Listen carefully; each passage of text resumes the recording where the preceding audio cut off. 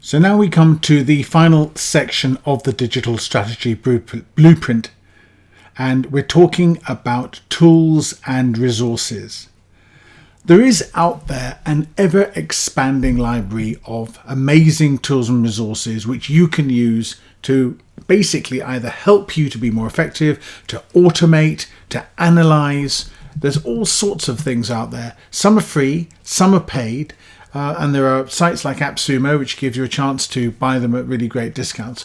Whatever they are, you need to be aware that these tools exist and you need to be using them to leverage your own expertise and to make the most of what you're trying to achieve with your digital business. Now, in the previous section, we looked at the skills transformation. So we looked at copywriting, we looked at search engine optimization, we looked at data analytics, measurement and optimization. Now, on top of that, you then have your tools and resources.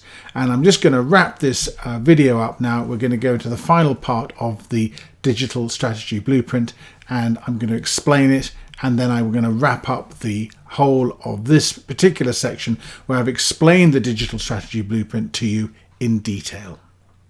Finally, let me touch on tools and resources. There is a universe of tools and resources which you can use, free and paid, to make your digital business more effective, more efficient, and more profitable. Some you will not be able to do without. Others will help you to save time and money, and this section is all about guiding you through this minefield. So that's it. Digital strategy transformation in a nutshell. Or, to put it another way, everything I wish I had known 10 years ago in a framework which will make the whole subject easy to understand and comprehensible enough to implement without being totally overwhelming.